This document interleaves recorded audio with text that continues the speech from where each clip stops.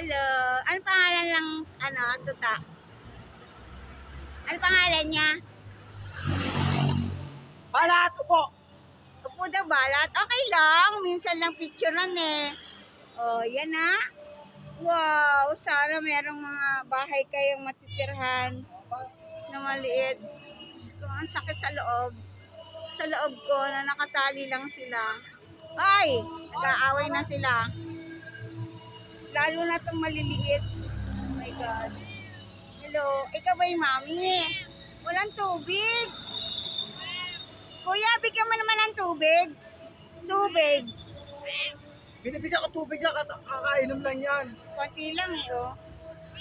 Lalo na itong dalawa nasa taas. Hello, B. Sana may bahay kayong malaki para hindi kayo nakatali at nakakalabas. Ito nga pala to sa tapat ng simbahan. Ano ba to? Dating Aglipay. Aglipay ang church. Umiiyak din sila. Mga street cats sila. Pero muning kawawa naman, nakatali lang kayo. Ang liit nyo pa. Para hindi nga sila masagasaan. Pero Diyos ko. Oy!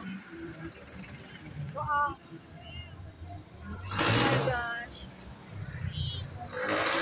Wala na kasi akong umiiyak ko. Ganyan din kalaki yung pusa ko eh.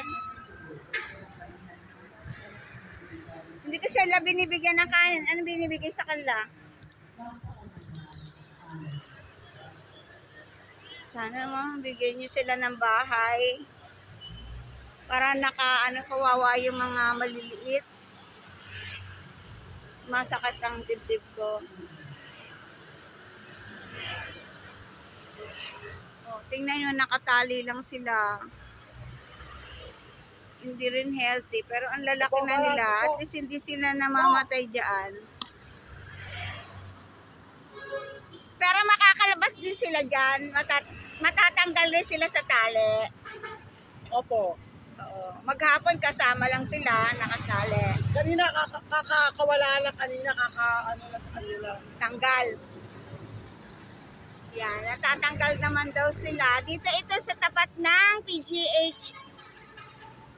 Sana meron namang bahay na matiran sila na malaki. Sa mga